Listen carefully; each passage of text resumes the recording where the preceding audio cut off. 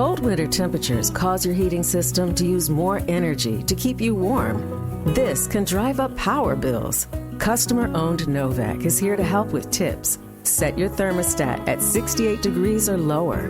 Dress in cozy layers. Avoid using space heaters. They use a lot of electricity. And for both easy and personalized ways to save, go to Novak.com's Energy Resource Center. Together, let's control power bills.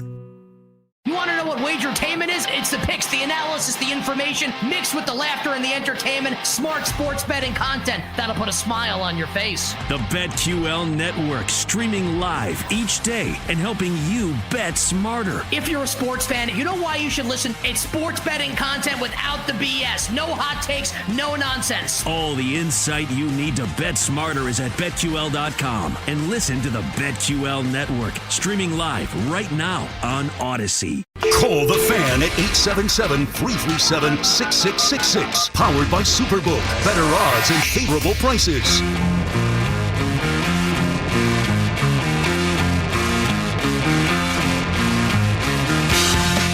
All right, Tiki and Tierney here on the Fan. 877-337-6666. Tiki and Tierney show. Taking up another hour or so. Then it's Carton and Roberts. They transformed the studio. So how does this go? They just hit a button and this thing behind us, Hoff, goes down like a curtain? Yeah. And it's the Carton and Roberts SNY studio? Very simple, yes. Very simple, huh?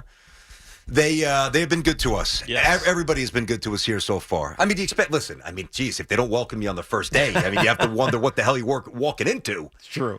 But they have been to a man, you know, even when the news hit, we got a text from Boomer, got a text from Sal, who's doing a really good job on the overnight. Got text from Chernoff texted us today, obviously. Spitzy, who we were with at the network for a long time.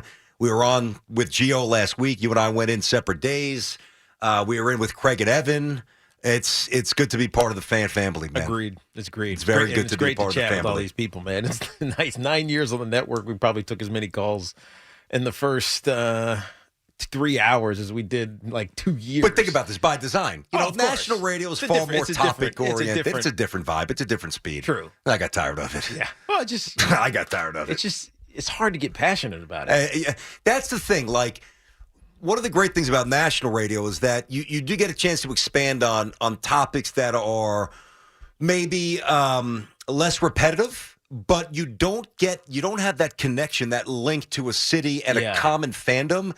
And that's what's always driven me. Like, I've loved that part of this medium. I'm naturally curious, so I like the Shohei Ohtani story, which we covered significantly last year, which I think we'll cover here. Even if it happened, we were on the Fan, we'd still talk about it a little bit. But it was great to just dig into it on a national level because it was such a big story. But I don't have a connection to the Angels, right? I don't really care. It's cool, but you drop it. You talk about it, you drop it. It doesn't work that way locally, which is definitely great. not. It's the best part of doing local, connecting. By the way, we're inside the Town Fair Tire studio. All right. That reminds you that at Town Fair Tire, you always get the guaranteed lowest prices on name brand tires from Connecticut to Maine. Nobody beats Town Fair Tire. Nobody. Some more calls, Teak. See what's going on here? Let's go ahead, man. Let's do it. 877-337-6666. This should be interesting. Kenny Galladay. What in the world is up with him? Angelo was in Kingston, New York, upstate a little bit. What's up, Angelo? How you doing today? Hey, what's going on? Can you hear me? Yeah, man. What's up, Angelo? Perfect. Thanks for having me on. I appreciate it. You know, I think you guys got a lot of good chemistry going so far. So I love the show. Kenny Galladay. I know, as a big Giants fan, a lot of us, really excited to bring Galladay in, have that big body receiver for Daniel Jones. I do think he had some chemistry with Jones early in the season, but yesterday 1 target, and then looking towards kind of next season, the outlook and bringing Jones and Judge back. What are we thinking about Kenny Galladay? Paying the guy $72 million. Yeah, I mean, it's so here's the thing, Angelo. Thanks, Angelo. We appreciate the call, but BT and I talked about this last year when it happened, and I mean, I liked it simply because of what you just said. A big-bodied wide receiver who led the league in touchdowns back in 2019 was, like on the verge of becoming the next great whatever you want to put it in. You didn't. Because of the injury issues, 5 games he started or 11 games he played in his rookie season. The last year in Detroit, he only played 5 games before he got hurt. And it was just like one of those things where you have a flash and then it's pedestrian. Mm-hmm. And if you draft that guy, fine. You deal with it. You're going to pay that guy that much money. Top dollar. That's when what's happened this year comes back to bite you, right? He's had a couple of games where he missed 2 games, I think, already. Maybe even 3. Maybe 3. I think he missed 3 games. He's had some lingering injury things, and it's not like he's 22 years old and just figuring out how to take care of himself. I knew that was something that it took me 3 or 4 years. I was probably 24, 25 before I figured out how to take care of myself. Get that HGH, suck it up nice. I wish, right? I didn't know how to take care of myself. Yeah. But when I figured it out, I was fine. He's 28 years old. You should know by now. That's right. And so there's quads and the hammies and those things, they shouldn't be bothering you as a mature athlete who's paid top dollar. And so I'm not saying it's a dud acquisition, but it's not trending in the right way. No, I didn't like it in real time. The only thing that I thought was remotely positive about it, I thought it would help provide a definitive answer on Daniel Jones. Well, yes, of course. Which was imperative this year. All of the moves this offseason were that. So I understood it, but then you look at the other holes, I'm like, yeah. Listen, we get enamored with skill position guys. It's the world of fantasy. Yeah. Your fantasy draft. You draft in the Tyreek Hills, the Travis Kelce's, the guys who get loose. Next year it's going to be, even this year, Justin Jefferson, Joe Mixon, Jamar Chase, all these guys who go freakishly bonkers statistically on Sunday. But you know those guys. I know, but because of that, residually, we're so enamored and I think oftentimes distracted by the guts of the team. We're thrown off set whoa, we signed a high-priced wide receiver. It gets us excited, but it doesn't address what really ails what certain you really teams. need are the Braxton Berrioses of the world. That's my boy, Braxton. Bet 2.0. Let's get Ben, who's in Connecticut. Ben is on Tiki and Tierney on the Fan. What up, Ben? Hey, guys. Welcome to the Fan. Appreciate you, Ben. Good to talk to you both. Thank you, sir. Tiki, in terms of time flying, we met 100 years ago at Gallagher's. Oh, get out of here, dude. When you were doing a radio show, I think, with Joe. Yeah, that's right. I was with my then girlfriend who became my wife and my ex-wife, so time flies. Oh, wow. So I don't know if you guys are big into movies, but one of unintentional comedy like Roadhouse and Cocktail, that's what the New York Giants have become. I actually kind of like both of those movies. Roadhouse. Well, right. Yeah, Roadhouse. Absolutely. Taken in the right context, I mean, they're so bad, they're good. And I just think, so yesterday I'm listening to the pregame on the radio and I hear Joe Judge talking about, he told the players that they had to wear cotton shirts and leather gloves. And I'm thinking, because of the moisture, and I'm thinking, oh, God. If I didn't know any better, he'd really know what he was talking about. And I feel great about going in. Hold on, but Ben, are you a Giants fan? I am. So are you entertained by what you're watching? That's. I guess that's the question. I know you're entertained. Yes, unintentionally. I think you're saying. The surrounding stuff you're entertained by. Yeah, Coughlin used to do those things. He used to teach us how to put our socks on. Put your socks on this way so you don't get blisters. Are you serious? I'm not joking. That is 100% fact. Wow. Right? So I'm entertained like Russell Crowe asks in Gladiator. I'll keep with the movies. Are you not entertained? It's so bad. You guys said Judge should come back. I don't think he should. I'm searching the English Premier League table to see who I should root for on Sundays because I can't take this. Ben, let me ask you a question, Ben. Take Liverpool. Join me. Yeah, Liverpool. he's a big. Who's my team again, Teak? Who did I start rooting for a while ago? Brentford, that's right. Brentford Bees. Yes. But I've abandoned them because they're not that good. Ben, let me ask you a question.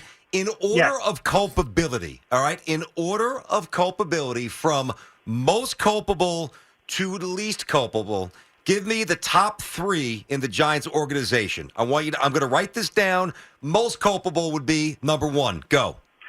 And don't just tell me names. Don't expand. Go. John Mara. Agreed. Number 2. John Mara. That's a good call right here. Number 3. John Mara. Oh, wow. Listen, Ben, I got to tell you, thanks for I just cut you off. My bad. I got to tell you, point taken. Obviously, a little effect there, throwing it out 3 times. He's not entirely wrong. This is where my focus and my energy lies. I think Joe Judge is a good football man. Now, I'll tell you one thing Joe Judge better get a grip on. This coaching staff that he brought in, I'm not going to diminish their football acumen, but in terms of where the Giants are as a franchise, I mean, you have your offensive line coach, no NFL experience. You've got a consultant. I think that's Jeremy Pruitt, no NFL experience. Tennessee, remember? Of course. It ended horribly at Tennessee. The linebacker coach, no NFL experience. The running back coach, Burton Burns, no NFL experience. I mean, even the tight end coach, Derek Dooley, they need help at tight end, mostly collegiate. So this is not to excuse Joe Judge because he's the one who brought them in. Yeah. But John Mara also allowed him to hire these people. Well, this is where the staff isn't very good. This is where the accountability has to come in. And again, I said this at the beginning of the show when we were talking about the Giants. All NFL players want is someone to help them get better, right? They have to know that the things that they're being taught are going to make them better football players. And at some point, when you're not getting better, when you're making the same mistakes over and over and over again, like this offensive line has done, Will Hernandez is the one that gets a lot of the flack. It's not just him. It's everybody. Now, they've had a rotating cast of players because of all the injuries that they've had up there. But Will Hernandez gets picked on a ton. You wonder, Rob Sale was, he was probably a pretty good line coach when he was at Alabama or at McNick State or UCLA or University of Louisiana Monroe or ASU or Louisiana Lafayette. Lots of stops in college. Where's this NFL experience? It's a different game playing against the let's just throw the top guy out there, the Aaron Donalds of the world or the Myles Garretts of the world. It's just a different attack. Mm-hmm. And I think some of those issues have to translate back to how they're being coached. Now, I know they have a ton of consultants on this team. I know Pat Flaherty, who was my offensive line coach when I was there, not mine because he didn't coach me, but the offensive line coach when I was there, he's back with his staff, so maybe that's helping. We talked to David Deal 2 weeks ago, and he says, look, they're getting better. But let's get Deal on this week, by the way. We should. We'll definitely. We definitely should. Deal's the man. He's the man. He analyzes it from the inside out, which is appreciated when teams are struggling. Now, I can't say it's all bad because the run game has started to get better, but at some point you have to start looking at the staff. But a lot of those yards were out of the Wildcat too. They start gimmicky. I here? Agree. Getting gimmicky. I mean, if gimmicky works. But how long is it going to work? The first Jets touchdown was gimmicky. No, but Zach was under the guard. He was underneath the guard. They snapped it to the running back, who then handed it off to Braxton Berrios. No, I understand that, but you take a running back second overall. I don't know that I'm looking for a Wildcat. I don't give you a little more conventional handoff and just let them beat people. I don't disagree. That's all I'm saying. Yeah, and so to answer the question fully, there needs to be some changes. Oh, no there question. Absolutely needs to be. And to reiterate, if the Giants believe that Joe Judge is the right guy to make those changes and then bring in the right staff and then fix this thing, turn it around, then stick with him. If you don't believe that he is willing to do that or will do it well, then you have to go with someone else. I can't disagree with a word of that. Well said. 877-337-6666. Lou in Merrick is on the fan. What up, Lou? Hey, BTTK. Hey, just want to say I'm thrilled to have your show on the New York Airwaves. Appreciate you, Lou. Pumped, man. Thank you. Yeah, absolutely. BT, I just want to piggyback on your 98 Jets comment. Yeah. It's the last time in 24 years the Jets had a top 5 offense. Is that right? That absolutely sounds right. Yeah, I would have guessed that as well. Yeah, sadly, yeah. None of those offenses with LaDainian or that was a defensive team. Even Thomas Jones. Thomas Jones had a good couple of years here, but they didn't have much. I mean, there were a couple of years at Santonio Holmes, and even Dustin Keller had a touchdown in that Chargers playoff game. But no. Lou, I mean, I would just double check to make sure I'm 100% right, but on first glance, a cursory observation to a reaction to what he just said, I don't think Lou was wrong. But keep going, Lou. Keep going. No, that's it. I just want to wish you guys a happy New Year, and again, man, glad to have you guys on the airways. Appreciate you, buddy. Thank you very much, Lou. No, I mean, listen, we all know the Jets have been completely bereft of offensive talent for far too long. Point Pleasant, Drew is on the fan with Tiki and Tierney. What's up, Drew? Hey, guys. Pleasure. Happy New Year. Wish you guys all the best of luck. Appreciate you, Drew. Thanks, Drew. You got it. So, look, I'm not talking about what's between the ears or what's in the heart. I'm talking about physical skills, and you guys are throwing in Aaron Rodgers and Zach Wilson in the same sentence. I think the way he moves, his quickness, his moxie, he reminds me of a young Joe Montana. What do you guys think? I think he's got a better arm than Joe. Yeah, who else? Somebody said that a while ago, and I forget who it was. One of the commentators On our show? On the national show? I can't remember. Just a national commentator. Okay. Was it Tony Romo? Because Tony Romo, every time time the Jets draft the quarterback, Tony Romo says he's going to be the best of all time. Romo did laud him a lot. Take it easy, Tony. You're jinxing us here. I think he's a different type of player than Joe Montana was. Joe was fantastic, but he played in a system that at the time you would call gimmicky. Yes. Like, if it was real time, it'd be like, dude, what the hell are we even watching? You got all these crossing routes. He's getting the ball. He's taking 3 steps, like 3-step drop slant out of his hand. What's he actually doing? Right? Of course, he was a great quarterback and he won Super Bowls and he had the greatest wide receiver of all time in Jerry Rice to help him out. But I think it was the beginning of an era with Joe Montana, and Zach is just not in that same type of situation where he can impact the game like a Joe Montana did. So while I get what people are saying, I can't. It doesn't ring true to me, that comparison. Yeah, I don't disagree. Listen, this is part of the problem. We all do this. And Lou, thanks for the call, bud. Appreciate it for sure. 877-337-6666. We all do this. As soon as one of our teams drafts a player, Yeah, we want to know who he can be. We need the player comp. Yeah. And I like that to an extent going into the draft. I think that's sometimes an asset, but it's also a detriment to the player and sometimes to us. I would say this, BT, because I've done this and I talk about it all the time about what's your goal. If you're drafting a quarterback in the top 5 and you're thinking this is our franchise guy and he's going to help lead us to a Super Bowl, the question needn't be who should I compare him to. It should be, is this kid going to trend towards a Hall of Famer? Because if the answer is yes, and you see it after a couple of years, then you're saying to yourself, man, we could win a Super Bowl. Like Josh Allen is, I guess, the perfect example because Patrick Mahomes already won a Super Bowl. But is Dak Prescott going to be a Hall of Famer? He could be. Could be. Yeah, for sure. So, if he does this for 10 years, the stats will be there. So I'm pretty confident if I'm a Dallas Cowboy fan, we might win a Super Bowl. Is Kyler Murray? Herbert? Is Justin Herbert could he be a Hall of Famer? Could be, sure. Could be. Yeah. Burrow? Maybe could at be. some point we might win a Super Bowl. The fact of the matter, and this is statistically accurate. Yeah, what was the number? This is a good stat. 76% of quarterbacks, 76% of teams who have won Super Bowl have had a quarterback who is a Hall of Famer or is going to be a Hall of Famer. Because obviously Eli's not in yet, Peyton's not in yet. Russell Wilson's not in yet, but those guys are going to be Hall of Famers. Ben Roethlisberger, he's going to be a Hall of Famer.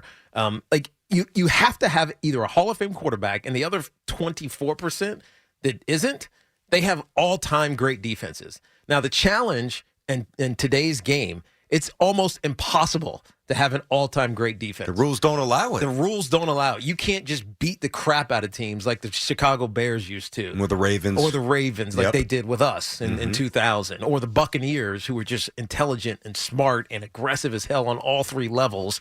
A shout-out to my soon-to-be Hall of Fame twin brother, Rondé Barber. What's up, Rondé? Right? It's like you just can't have that elite defense. No defense is impenetrable anymore. So you better have a quarterback if you're drafting in the top 5. Is this kid going to be a Hall of Famer? Give me a yes or no. 5 years from now, Zach Wilson still quarterback in the Jets? I think so. I do too. 877-337-6666. Tiki and Tierney on the Fan. More calls. And is he going Nets or is he going Knicks? We'll hit that coming up as well right here on WFAN. The Fan is on your smart speaker. To listen to the home of New York sports, just say, "Hey Siri, play WFAN."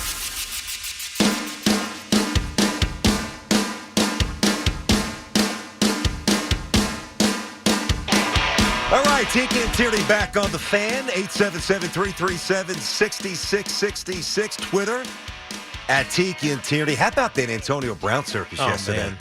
Are you kidding me with that? That was bizarre. And so many different things have been said about it. First, it was he was benched. Mm-hmm. But that actually wasn't the case. Nope. He was just asked to go back into the game. Now, he had played a little bit, had a couple of catches. Nominal production, but he had a couple of, I think he had 3 catches on 5 targets, 30 yards, something like that. So he had a couple of catches, but then decided that he wasn't healthy and Bruce Arians or Brian Leftwich, whoever it was, said, get back in the game. He said no. He said, get back in the game again. He said no second time. That was definitely Bruce. Yeah, Bruce said it the second time. And he said no again. So he said, get out of here. And then we know what transpired from that point on. Took off the pads, gave the peace sign, started taking a lap. When I first saw that, I thought it was, I swear to God, I thought it was a fan who was dressed up as a player. And then doing like a... Yeah. I'm like, this guy's going to get his ass handed to him in a minute. He's going to get tackled and squished like a gnat. Yeah. And I was actually hoping they'd keep the cameras on it. Then I'm like, wait a second. I mean... Is that Antonio Brown? And Bruce said this after the game because, I mean, they asked him about it. He said he's no longer a Buccaneer and clearly he's going to be released. But Bruce also said, and for those that don't know, Bruce is a fan of... we're a fan of Bruce, a huge fan of Bruce, because Bruce and my father went to college together. And so we've known Bruce forever. He was our first guest on our national show. He's our last guest on our national show. Obviously, my brother is still down there in Tampa, and so he's tight with him.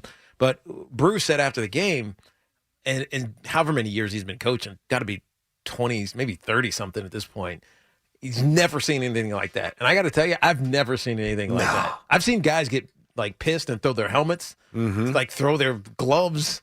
I've never seen someone take their shoulder pads, shirt, gloves, and then run through the middle of the field. That's crazy. It was so crazy that the broadcasters, it was a Fox game for the Jets game, they didn't even know if he should be penalized at that point.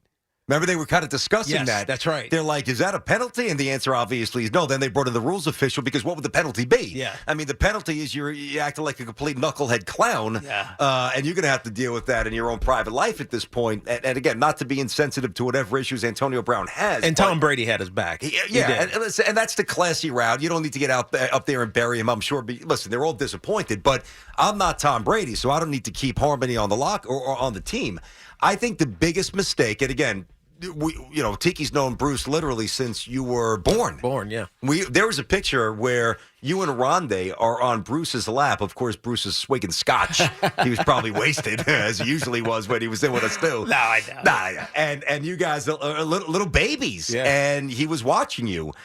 Which is amazing. So Bruce has always been great to us, and I really like Bruce. But, man, Bruce made his own bed with this. After that nonsense with the vaccination, the false vaccination. Well, even before that. But, yes, but that was, no question, agreed.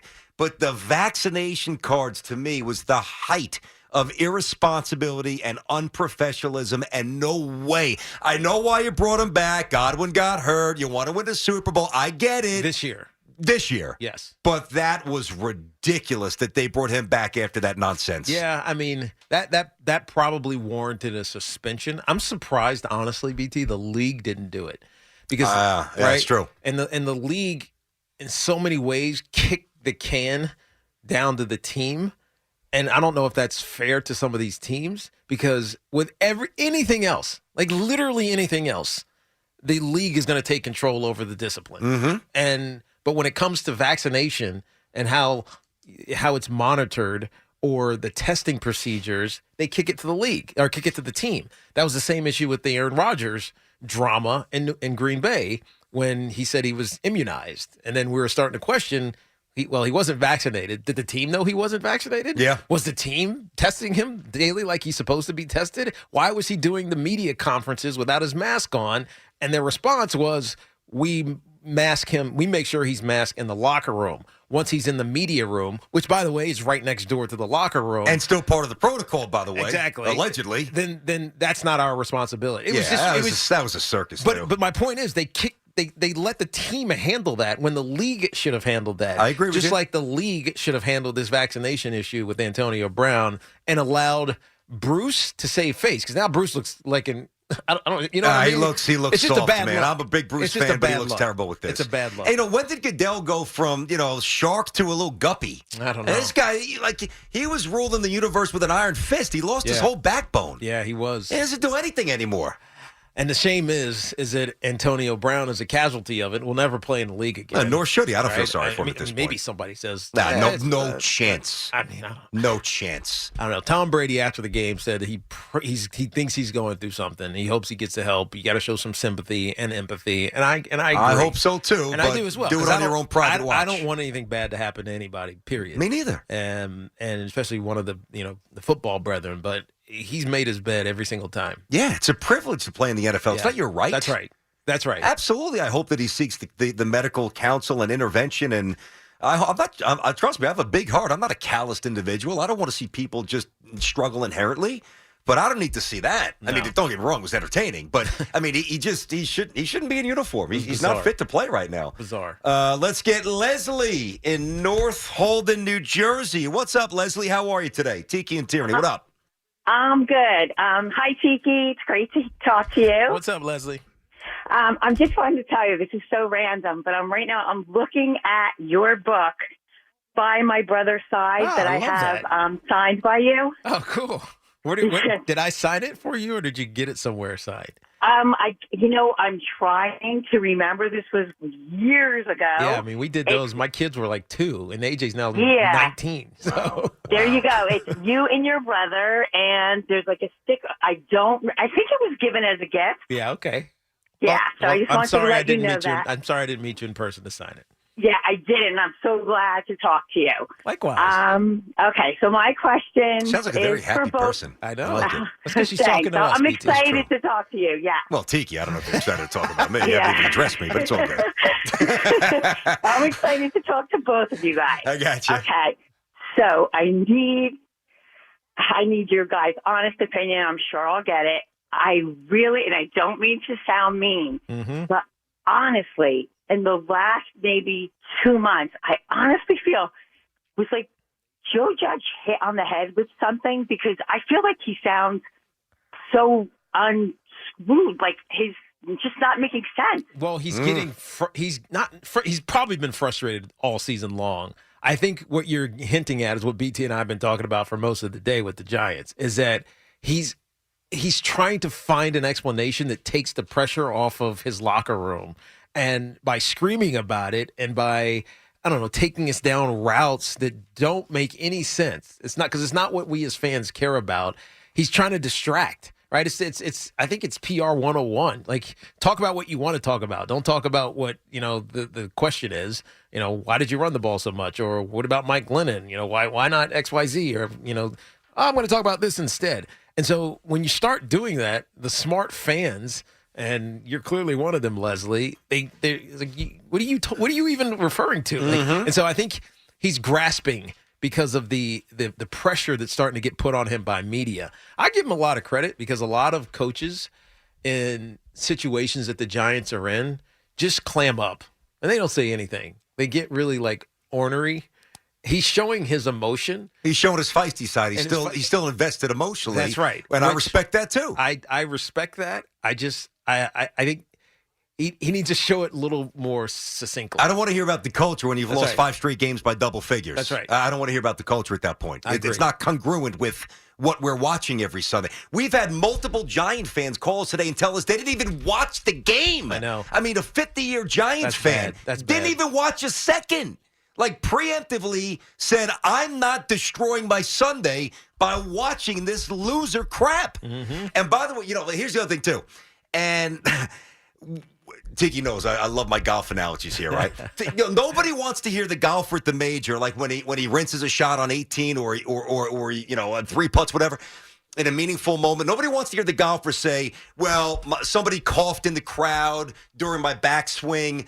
Somebody took a picture during my backswing. I misclubbed. Blame it on the caddy. I had a side hill lie. There was a gust of wind. There was mud on the ball. Did you stick the ball on the pin or no? Yeah. That's all we want to know. That's right. So the bullet points of excuses or rationalization as to why you're not where you need to be, at this point, we don't want to hear it. No, you're right. And I didn't even realize that, BT, the double-digit loss number. I mean, I did, like, in my mind, I know this, but the only reason it's not 7 games in a row is because they beat the Eagles Other than that, after the bye week, they lost to the Bucks by 20. They lost to the Dolphins by 11. They lost to the Chargers by 16. It's gross. This is bad. 15 to the Cowboys, 24 to the Eagles the second time, and then 26 yesterday. Yeah. It's getting worse. It's a lot of bad losses. The Eagles win. I mean, by the way, did we have it wrong on Sirianni or what? This guy's out there telling us about rock, paper, scissor measurements of players' toughness and fortitude, and we're laughing at the guy because he's talking about planting flowers and seeing them blossom. The guy's done a hell of a job. He has. Nick Sirianni has done a really good job with, quite frankly, a quarterback. They're going to make the playoffs. They're already in. Yeah. Like, we don't know. I mean, not that we really care to get into it for hours here on WFAN, but we don't know if their quarterback is even going to be here in 2 years. Well, you know what? He's a winner. That's the one thing you can say about him. Jalen Hurts is definitely a winner. He's a winner. And he's a leader. And God, you know what? I like guys like that because you just have a sense that they'll figure it out, right? They'll find a way to get a victory, whether they do it with their arm or with their legs. That's how Josh Allen was early on in his career. Yeah. He's just going to figure it out. He's not going to be perfect. He might be ugly, in fact, but he's going to figure it out. I agree with you. Sirianni's done a hell of a job. And after that first press conference, I was a little bit worried. Yeah. Really, after the first couple months, I was a little bit worried. They're playing great football right now. Nothing was ever as bad as Adam Gase's first. I mean, his press conference here. I mean, you want to talk about one for the ages. Adam Gase looked like he was hopped up on Sudafed. Yeah. He was out of his mind. His eyes were bulging. He was like, wasn't he like swatting imaginary gnats? No, it just looked like. Or was that a meme that somebody created? That was a meme, I think. That was a meme. Oh, they superimposed insects because his eyes were darting back. I mean, that was the height of weirdness. Oh, my God. 877-337-6666. Tiki and Tierna here on The Fan. We'll get some more calls. We'll wrap it up at around 2. Carton and Roberts coming up. First day almost in the books. Still a little more to do, though, right after this here on The Fan. Tiki and Tierna here on The Fan, 877-337-6666.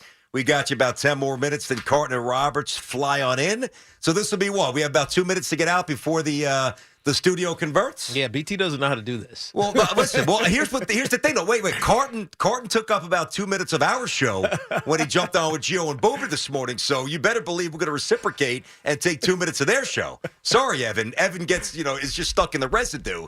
He's unintentional collateral damage. But we got to take 2 minutes from Craig. Craig is very possessive of his airtime. I'm sure he is. So am I. Let's get Patrick, who's in Middletown, New Jersey. Patrick, you're on The Fan. Tiki and Tierney, how are you? Hey, how are you guys? Good luck. You dragged me over from a news program. So love it. Thanks, Patrick. Go. You're welcome. Hey, guys, not only is that inane press conference at the end of the game, I had to turn that off. Prior to the game, he's talking with Bob Papa. He's talking so much about the shoes and the size of the dimple and then the gloves. And then do you catch it with your front fingertip on your thumb underneath? I'm like, this is my head coach. What the hell is he talking about? I don't know. A football game. I don't know. I mean, and then I have to watch a guy who can't cover up a kick. Yeah, no, you're right. I don't kickoff. know. Yeah, starting on the 3-yard line or wherever it was. Look, yeah. It's the little things do matter, Patrick. I will give Joe Judge that. The little things matter, and I think it's what any great player will tell you. Just you got really great at the little things, and it just allows the big things to come a little bit easier. And so those things are important. Mm-hmm. Should they be expressed in that way? Not publicly. Probably like that. not. Here's one of the issues. Because it don't matter, especially when you're losing by 26 points. Listen, there's a reason why we didn't start. Once we got into the Giants part of the show, which was pretty early. We didn't waste anybody's time talking about Mike Glennon running down the offense. We gave you a little stats, a little cursory observation, but we moved on because Mike Glennon stinks and Mike Glennon's going to be gone and nobody cares about Mike Glennon, nor does anybody have any expectations for Mike Glennon with all due respect. So we focused on things that we think are, more macro, and that's obviously Gettleman or Abrams or obviously Mara and all those other things. But the one thing I will say on a little bit of a micro level from the game yesterday that I actually think equivocates to more of a macro thing.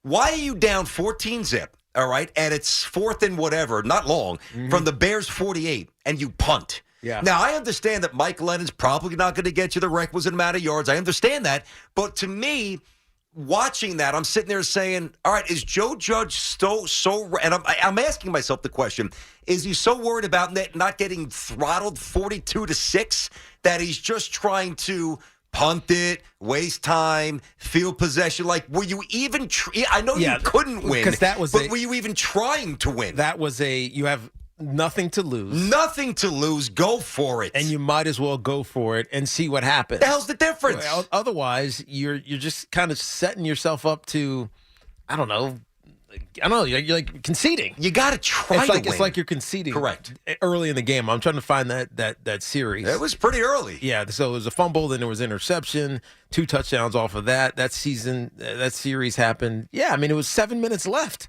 There's 6 minutes left in the first quarter. Come on. I agree with you, BT. Come on. Yeah, that was a problem I had there. Ed is in Manhattan, and Ed is on the Fan Tiki and Tierney. What's up, Ed? Welcome to the show, buddy. How you doing? I'm doing great, Tiki and Tierney. Welcome to the Fan. Love you guys. Thank you, brother. Appreciate you, man. Back to you. Yeah. So, man, Robert Saleh, man. I mean, look, I think the guy's got good leadership skills. I mean, he sounds good. But, I mean, I've been a little disappointed with his coaching, man. And yesterday with that 4th and 2, man, that call, I mean, listen, I'm not crazy. I mean, I was surprised to just win the game. They were in the position maybe to win the game. But it's just, I just can't believe that call. Yeah, man. But Ed, hold on a second. Ed, that's not Robert Saleh's call. Now you want to tell me he's the head coach. Wait a minute. Did you have a problem with it going for it, or did you have a problem with the call? I don't have a problem with them going for it. I have a problem with the call. But Robert Saleh's a head coach, so he hears the offensive coordinator making that call. So he has the right to override and say, give me something else. And by the way, they were in a timeout. Yeah, that right. means they talked about it. So come on now. I don't care. He's the head coach. You got to come up with something better than that on 4th and 2. Zach Wilson's not a physical quarterback. He's not going to make that play. Come on now. Make the play, pass play. If you don't get it, that's fine. But don't make that call because I had no chance. Come on now. Let me tell you something, Ed. Let me tell you something. This is the passion that I miss from local radio right there. Eddie, my man, thank you for bringing the heat a little bit. You're not wrong. The only thing that I would say is I would steer it away from direct criticism of Saleh in that instance because although after the timeout it's less acceptable. Certainly understand that as well.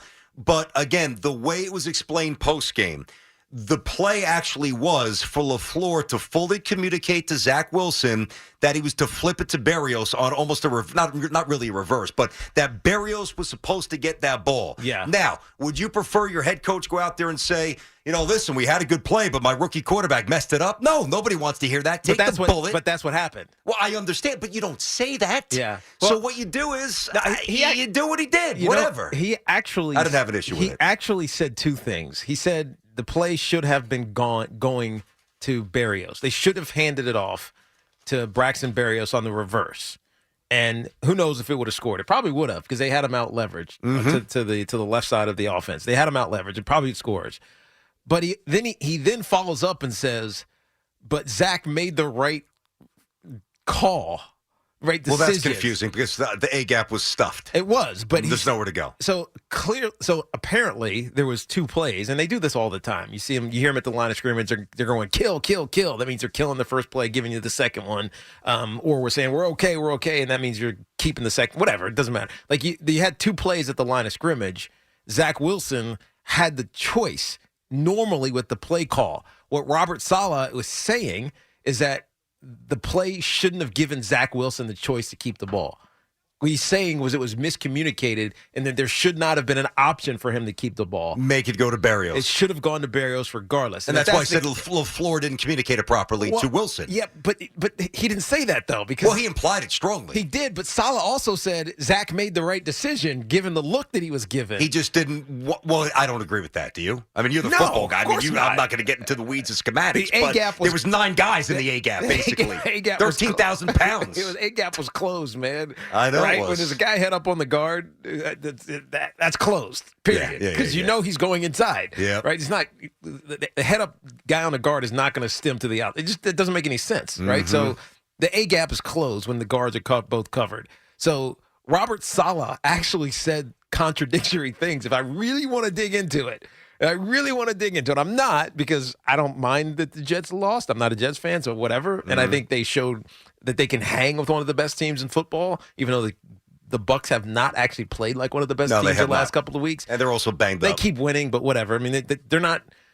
If they were in the Super Bowl last week, they're not winning the Super Bowl. They were a minute away from beating Tom Brady. As a Jets fan, I'll take it. I agreed.